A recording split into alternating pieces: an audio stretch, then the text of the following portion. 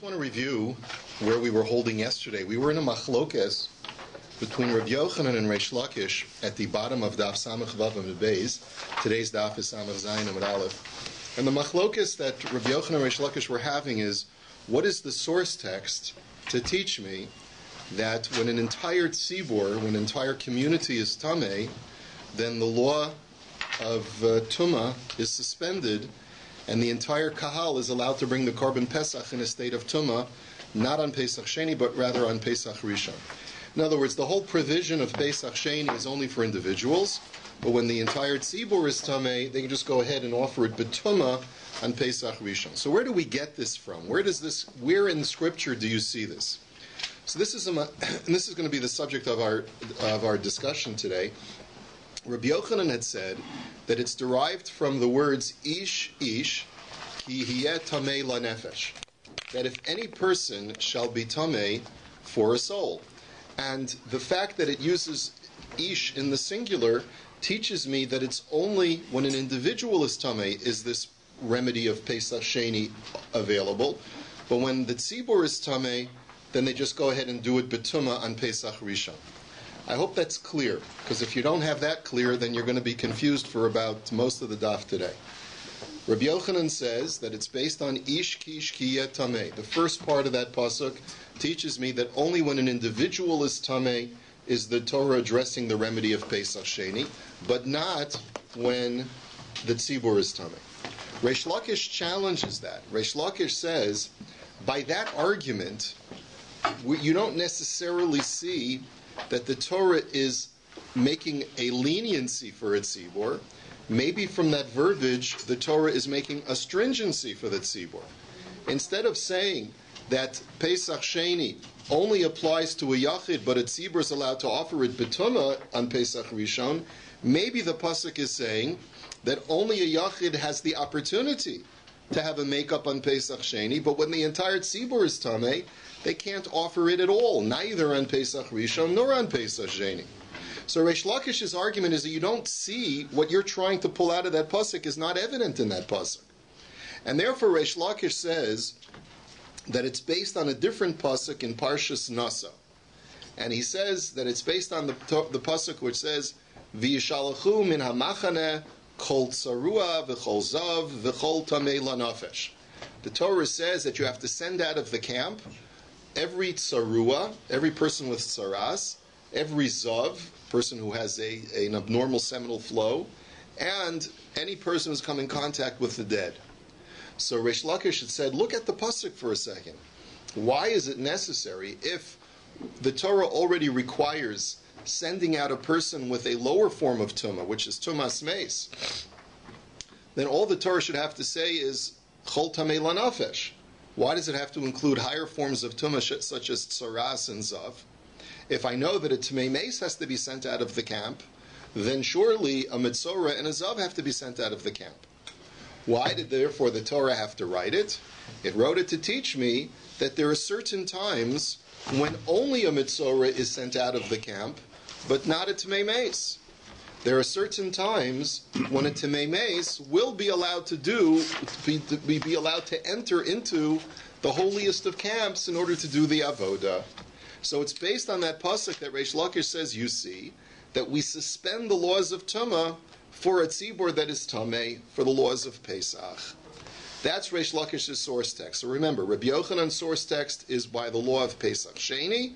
He says it only applies to an individual, but not to a tzibur. We're totally lenient for a tzibur. And Reish Lakish says we derive it from the pasuk in Parshas Naso of sending out people from the camp. Now that you have that clear in your heads, let's go on. So the Gemara now says we're on the third line. Omer Abaye. So Abaye says, Ihachi lema nami yomar zavu tmei mesim v'al yomar mitzora. Vani Omer Zav Mishtaleach Mitzara Lo Kol Shekei.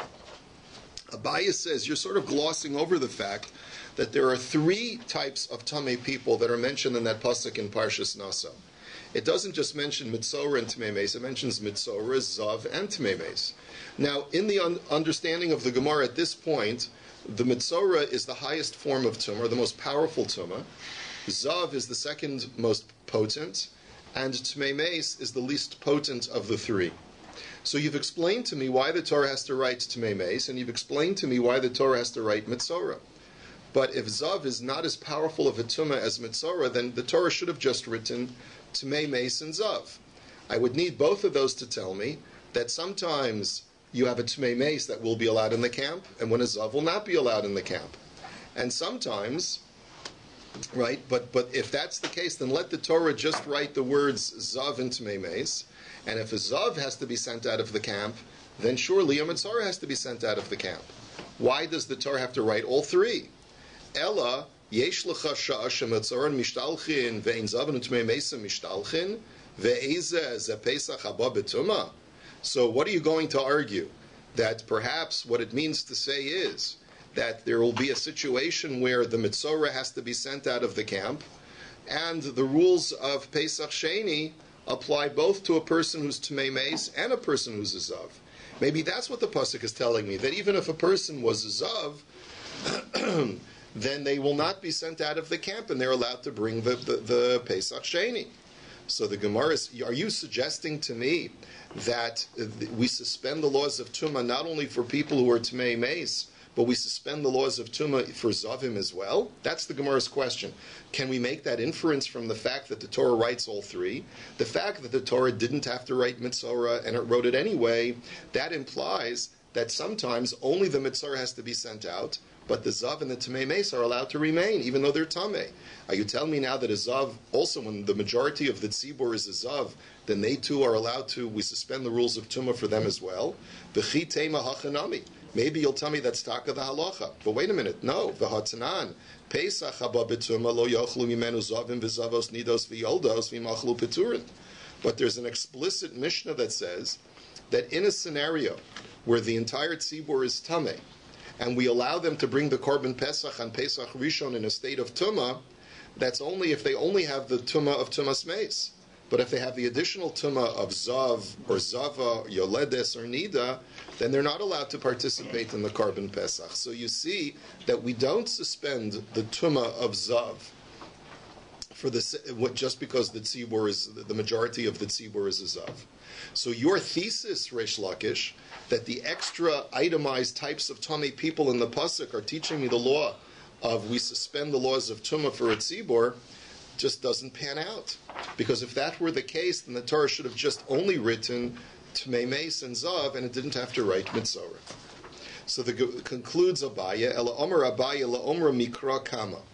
Really, I side with Rabbi Yochanan, and I say I'm going to go back to that first pasuk, which is written by Pesach Sheni, and that pasuk is, as Rabbi Yochanan had said, that really, what is it teaching me? It's teaching me that the law of Pesach Sheni only applies to the individual, but when the tzibur is tameh, we don't even use the Pesach Sheni. We completely suspend the laws of Tumah, and we allow the tzibur to bring their korban on Pesach Rishon. So, what about your question, Reish Lakish? Remember, what was Reish Lakish's challenge to that? Reish Lakish's challenge is maybe the pasuk is not making an allowance for a tzibur. Maybe it's not making a kula for the tzibur, but maybe it's making a chumrah for the tzibur. And it's saying that we only allow a yachid to have a makeup, but a tzibur that's tameh, not only can they not bring it on Pesach Rishon, but they also cannot bring it on Pesach Sheni. Maybe that's the way you're supposed to interpret the pasuk. So the Gemara says, Im Kain, but if that were the proper interpretation, then it would turn out that what? Nichtov Rachmana ish kiyeh tameh. Then the Torah should have just written that if any individual man shall be tameh. Lo nefesh lamali. Why did the Torah have to use the words that he's tameh tumas meis? Now we have to really unpack this a little bit carefully, because the Rashi speaks it all out. It turns out your premise that you're suggesting now is that this pasuk is not coming to be lenient for a tzibur. You, Reish Lakish, are coming to argue that the pasuk is coming to be machmir on a tzibur, and is coming to argue that that it's not only can the tzibur not bring it on Pesach Rishon, but they also cannot bring it on Pesach Sheni. Well, if that's the case, when we encounter a miyut in the pasuk says, only if you have tumas meis do we make a provision for you to bring the Pesach Sheni. According to what you're saying now, this pasuk is not addressing a leniency for a tzibur. Now, The way we would understand this miyut in the pasuk, if the Torah was coming to create a leniency for a tzibur, is as follows: when an individual has tumas meis, then we tell him to do a makeup on Pesach Sheni.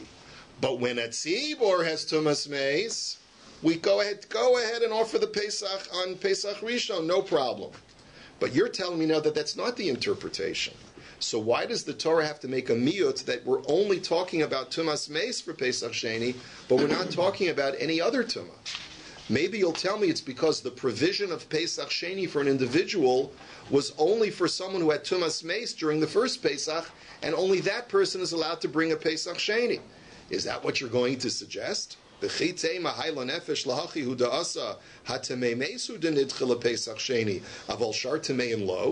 what you want to argue? Maybe that's the reason why the Torah says that you dafka have to have tumas meis in order to be able to bring a Pesach Sheni. Because if you, let's say you had tumas tsaras or tumas zav on Pesach Rishon, we wouldn't allow you to bring the korban Pesach on Pesach Sheni. Is that what you're suggesting that the pasuk is for? Impossible, because v'hatanya yachalo yehu osim Pesach Sheni elatmei mesim v'shaya b'derech rechoka. You might think that the only provision of Pesach Sheni is for people who had tumas meis and who were far away. Zavinu mitzarnu boli nidos minayin. But how do you know that if a person had some other form of tumah that precluded him from bringing the korban Pesach in Nisan, how do you know that he too has the opportunity for makeup in Iyar? Tamulomar ish la nefesh. The cause of Rahman Alama. So Tamulomar ish, period. Sorry. So therefore the Torah writes, ish. Ish is a riboy. It's coming to tell me that not only one kind of person who's tameh, but multiple kinds of people who are tameh have the opportunity for a makeup in Pesach Sheni. So the Gemara therefore says, La nefesh, the cause of Rahman Alamali. So why does the Torah have to write this miyut of La nefesh? It's not coming to exclude individuals who have another form of tumah from having the opportunity to use the Pesach Sheni vehicle, because we've just demonstrated that any reason why you couldn't bring the korban Pesach in Nisan, you're allowed to rely on the Pesach Sheni. Why then does the Torah dafka say that you have tumas meis? There's only one alternative. Elahachi ka'amar, ish nidcha lePesach Sheni, ve'ein tzibur nidcha lePesach Sheni, ela avdi betuma. V'chi avdi tzibur betuma b'tumei meis, aval shar tumas lo avdi. The answer is that the reason why the Torah dafka addresses tumas meis is to teach you that we are lenient for a tzibur. This provision of Pesach Sheni is only for the individual. But for the tzibur, we allow them to bring the korban Pesach on Pesach Rishon, even in a state of tumah. But that leniency for a tzibur is only when the tzibur has tumas meis. But when the tzibur has tumas zav or tumas tsaras, etc., we do not suspend tumah on Pesach Rishon. And that's the correct interpretation of the verse, says Abaya, and that's our source text, ultimately, like Rabbi Yochanan had said, how we know that tumah is hutra b'tzibur, that when the entire tzibur is tameh, we say, go ahead and offer it on Pesach Rishon. Now, if you followed it, great. If you didn't follow it, it's also okay, because it's very difficult. It's very difficult to follow the logic. But it's worth your time. If you're too tired now, it's worth your time to review this, because it's a very fascinating piece of logic. Amar Rav Chizda, Mitzorah shenichnas lifnim mechitza so pater. Comes along Rav Chizda and tells us another halacha. He tells us that if a Mitzorah trespasses beyond his boundaries, he does not get punished. He does not get malchus. Now, there is a mitzvah lo saseh in the Torah, right? The Torah says that a mitzvah has to be outside the camp. Now, how far outside the camp does a mitzvah have to be? As we'll see, mitzvah has to be outside of Machane Yisrael. He has to be out of the entire Israelite camp, which in Eretz Yisrael today would mean he has to be outside of Yerushalayim. Okay? Now, what happens if the mitzvah takes a step into Yerushalayim? Does he get malchus? He should. It's a mitzvah lo saseh. But it says, v'lo yitamus machanehem. They may not impure. No, says Rav Chizda, he does not get malchus. Why? Shenemar, badad yeshev michutz lamachaneh moshavo. Because the pasuk in Parshas Tazria says that he shall sit all alone outside of his camp. Badad Yeshev, Levado Yeshev. So Badad Yeshev means he has to live by himself, which means if there's another Mitzorah, they can't join up. They can't shack up together, two Mitzorahs. They have to live separately. And Michutz Lamachane Moshavo, and what does the term mean when it says he has to be outside of the camp? Hakasav Nasko La'aseh. This is a classic case of Lav Shanitak La'aseh, that if you have a mitzvah lo saseh that is coupled with a mitzvah saseh, many times we interpret the mitzvah saseh as a remedy for the mitzvah lo saseh. The classic case is lo sosiru mimenu ad boker, v'hanosar mimenu ad boker ba'ish tisrof. The Torah says, do not leave over sacrificial meat until the morning, and whatever is left over until the morning, burn in fire. So that clause of whatever's left over in the morning, burn in fire, is the remedy for the mitzvah lo saseh. So as long as I burn what's left over, I don't incur any additional penalty. Similarly, this mitzvah aseh of get out and live outside the camp is the remedy to when I took a step into the camp. So if a mitzvah walks into Yerushalayim, we eject him, and by ejecting him, he's remedied the mitzvah lo saseh, and no further punishment is applied. So Eisvei, so now we're going to challenge Rav Chizda. Mitzorah shenichnas lifnim mechitza so be'arboyim. Zavim v'zava shenichnas lifnim mechitza so be'arboyim. That the halacha is, says the Brisa, that if a mitzorah trespasses his boundaries, he gets malchus 40 lashes, which really means 39. And if a zav and a zava goes beyond their trespasses, goes beyond their borders, they also get lashes. Now, the difference, by the way, between a mitzorah and a zav is allowed to go into Machane Yisrael. The only place he's not allowed to go is what? Machane Levia. He can't go into the Levite camp. And the Levite camp is a Harabayas today, right? So Utmei Meis Motelikanes Lamachane Levia. But a person who has Tumas Meis, we're even more lenient, and we allow him to walk into Harabayas. And not only a person who has come in contact with a corpse, but even the corpse itself is allowed to be brought into Machane Levia, into Harabayas. Shenamar vayikach Moshe es atzmois Yosef imo b'mechitzaso. That Moshe took the remains of Yosef with him into his own sanctum, into his own camp.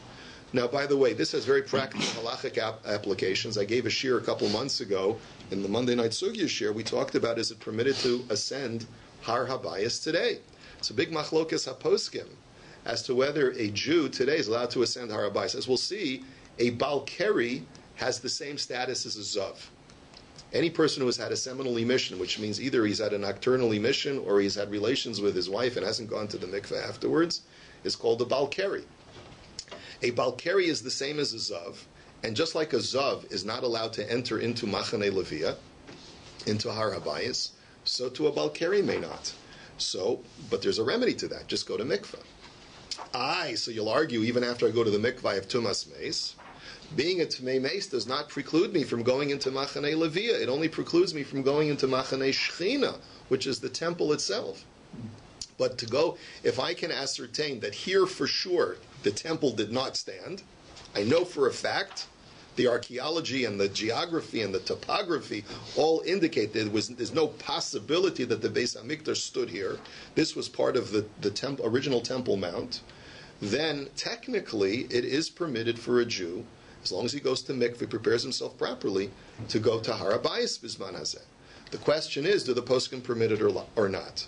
So this is a machlokas. Rabbi Ovadia and the Tzitz Eliezer aser it, and Rav Goren was mater it, and other poskim were mater it, and it seems like this is still being debated to this very day. There are geopolitical issues involved, there are halachic issues involved, there are many, many considerations involved.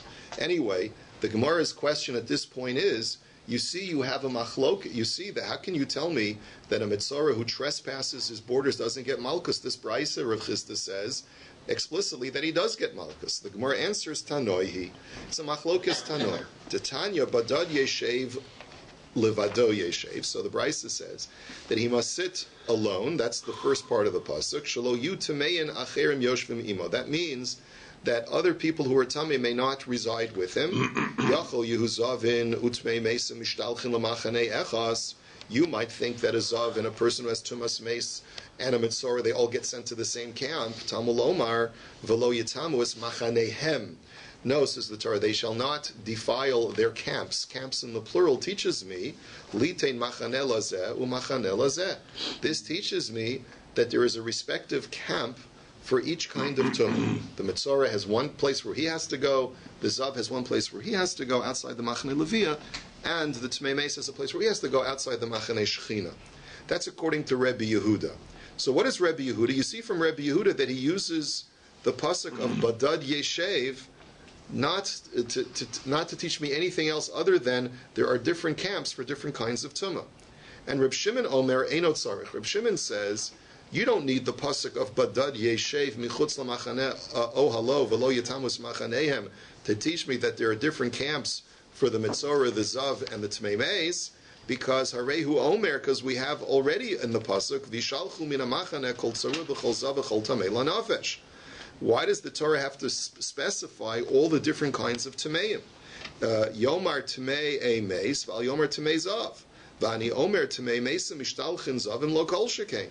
So why does the Torah have to write both a Tamei Meis and a Zav? Let the Torah merely tell me that a Tamei Meis has to be sent outside the camp, and I would know that if a Tamei Meis, which is a lighter form of Tumah, has to be ejected, then surely a Zav, which is a stronger form of Tumah, have to be ejected. And Lama Nemar Zav, Litein Lo, Machaneh Shechina. So why does the Torah write Zav? To tell me that even though both of them are ejected, but the Zav is ejected further than the Tamei Meis.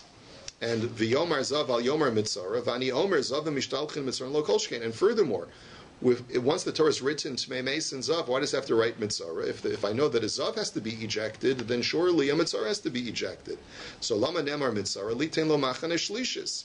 To tell me that there is even a further place that the Mitzara is ejected to. So Kishu Omer, so that teaches me that there are three separate camps for the three separate types of Tumah. So therefore, Kishu Omer Badad Yeshev, so why then do I need the pasuk of Badad Yeshev, says Reb Shimon, Hakasuv Nisakol Aseh, to tell me that the Torah changes the mitzvahs lo saseh to an aseh. It's a lav shenitak la aseh, and therefore it teaches me that there's no malchus. Concludes the Gemara that there's a machlokus between Rabbi Yehuda and Rabbi Shimon as to whether you can get malchus for a Metzora who walks back into Yerushalayim.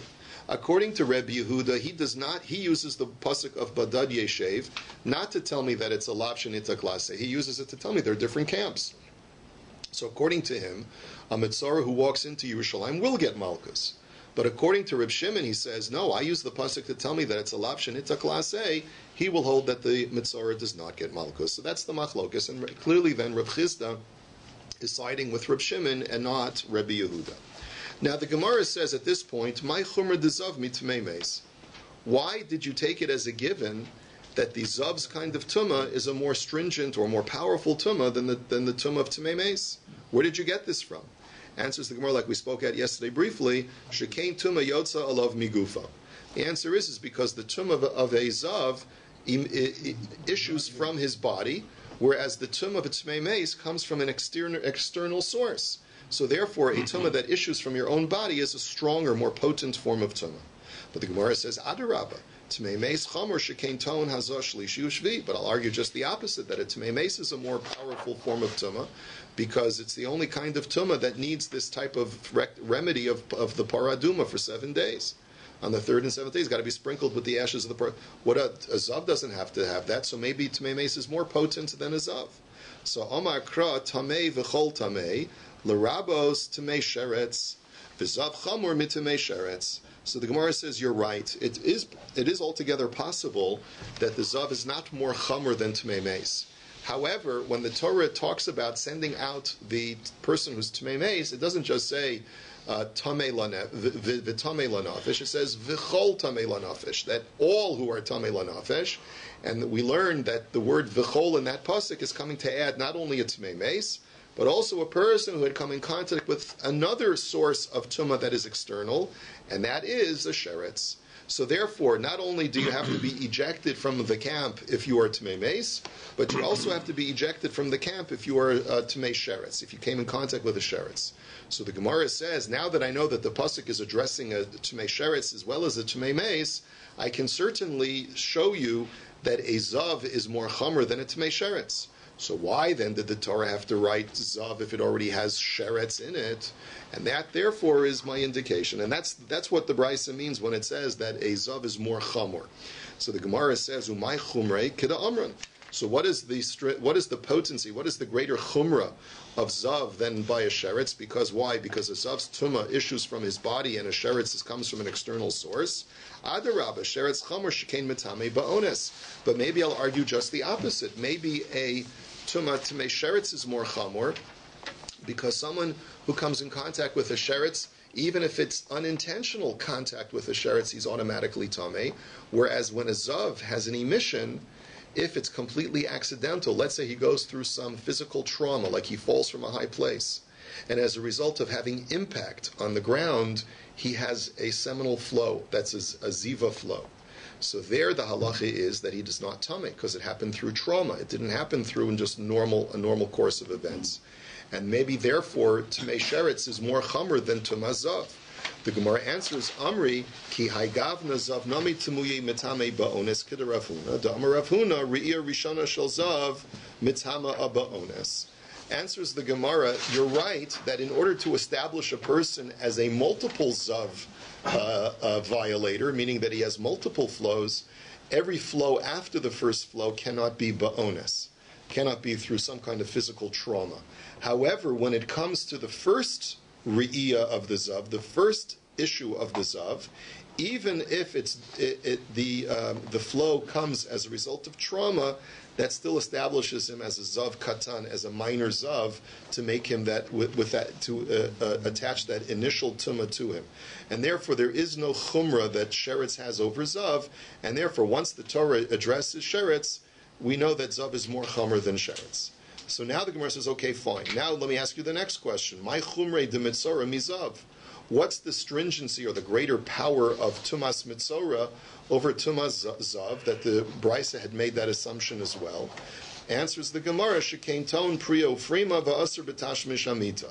There are three things that are we're machmir by a mitzora that don't apply to a zav. Number one, the mitzora, the Torah says, has to let his hair grow long. Number two, he has to rend his garments.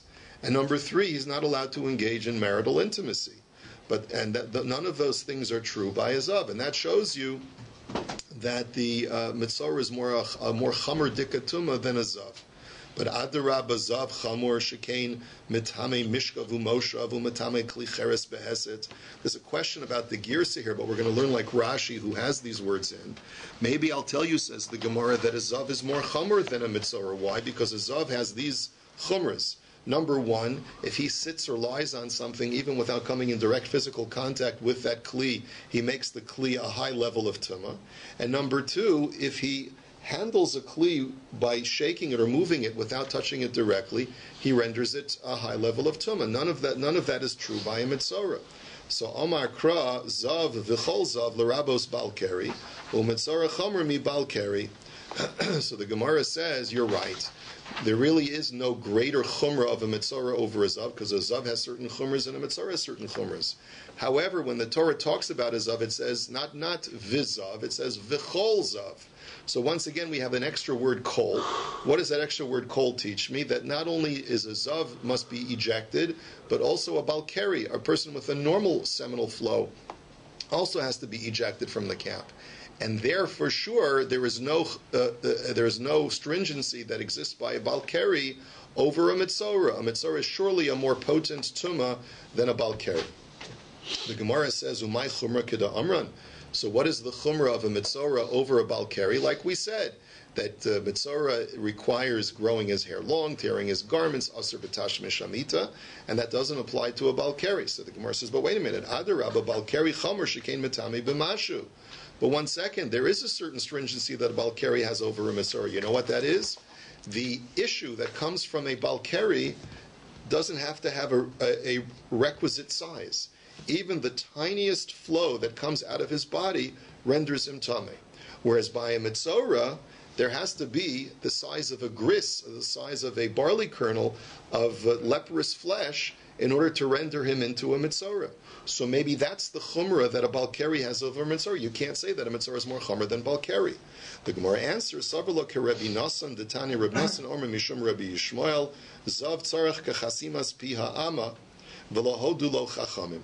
So the Gemara says that this is a machlokas tanoim, and according to Rabbi Nasan, there is no greater stringency of mitzora over a balkari, because according to Reb Nasan, a balkari's flow also has to be a requisite size. It has to be enough of a fluid flow to cover the meatus, which is the hole where the urine comes from. So only if it has that much issue of discharge is he going to become tamei. So just like there's a minimum measurement for the mitzora, there's a minimum measurement for the balkari, and therefore mitzora only has chumras over a balkari. There's no chumra that a balkari has over a mitzora. Now the Gemara says v'iskesh le balkari lizav, and really that statement of Rabbi Nasan was said by Zav, but we always connect the laws of Zav to a balkari. Okay, now v'chol tsaru alamali. The Gemara now says an interesting question. You've told me that the word kol that is added to tamei lanefesh, to the tamei meis, is coming to include a tamei sheretz that has to be ejected from the camp. You've told me that the word kol that's attached to the zav is coming to include the balkari who has to be ejected from the camp. But it also says kol tsarua. So what is the word kol that's attached to the word tsarua coming to include? The Gemara says it doesn't include anything. Aidi d'chsiv kol zav, ksiv nami kol tsarua. For stylistic purposes, since I have the word kol written by the other two, I write it by tsarua as well. And sometimes Chazal will do this. They say, listen, we don't have an extra halacha to learn from the mitzora, but if the Torah is already writing kol by the others, it's going to write it over here too. Otherwise, it's going to look awkward. So now the Gemara says, let's go back for a moment to our machlokas between Reb Yehuda and Reb Shimon. What was the machlokas? Reb Yehuda says, I learned from the words badad yeshev that what? That there are separate camps for different kinds of tumah. Rabbi Yehuda says, what are you talking about? You don't need the words badad yeshe for that.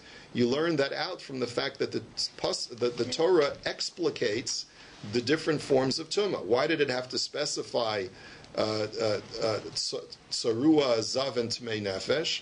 It did it to tell you that each one has to be ejected to a different camp. So the Gemara's question is, Shapir ka'amar Reb Shimon. Reb Shimon is good gesagt. He has a good taina against Rabbi Yehuda. Rabbi Yehuda, you don't need the words badad yeshev michutz lamachane moshavo to teach me that. You learn it out from kol tzaru v'chol zav v'chol tamei lanafesh. The Gemara answers hahumi boile. So Rabbi Yehuda will tell you no. He needs the words v'yishalchu min hamachane kol tzaru v'chol zav v'chol tamei lanafesh for another purpose. That what l'chidetanya, like the following brisa. Rabbi Eliezer Omer Yachol Dachku Zavinu Mitzorim V'Nichnasu Lazar BePesach Haba Betuma Yachol Yuchayavin. Now let's think about this for a second. We know that there's a halacha that when the majority of the tzibur is Tamei Tumas Meis, they're allowed to do the Pesach on Pesach Rishon, right? But that does not allow a person with tsaras or a person with a zav to come in and do it also on Pesach Rishon. What would happen if and under normal circumstances, a mitzora or a zav walks into the Beis HaMikdash? What's the penalty? Anyone know? It's kares. You get kares. If you're a mitzora or a zav and you walk into the Beis HaMikdash, you get kares. Okay? Now, the Brisa says as follows. How do you know that in a situation where people who have tumas meis are allowed to go into the Beis HaMikdash to offer their carbon Pesach, because it's a Pesach haba b'tumah, meaning that the majority of the tzibur is tamei. How do you know that even though a mitzara is not permitted to participate, what if he pushes his way in? How do you know that he doesn't get kares for that? Talmud Omar v'shalchu min hamachane kol tzarua b'chol zav b'chol tamei lanafesh. What do you see from that pasuk? B'shah shetmei meisa mishtalchin zavim mitzara mishtalchin. Ein tmei meisa mishtalchin, ein zavin u'mitzaron mishtalchin. That pasuk connects the tumah of tumas meis to tumas zav and to tumas mitzara to teach you that the only time a person can get kares for pushing their way into the temple when they're tamei is only when all people who are tamei are subject to kares. But if a person with tumas meis is not subject to kares because he's allowed to go into the temple because it's Pesach haba b'tumah, so then a mitzora and a zav who aren't allowed to, if they do, will not get kares. That's what Rabbi Yehuda will tell you he learns from that pasuk, and that's why he doesn't hold like Reb Shimon. Amar Mar.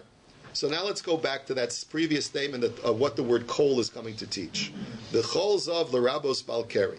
That the word kol that's written by zav is coming to include the balkeri to teach me that just like the zav has to leave the machane levia, so too a balkeri has to leave the machane levia.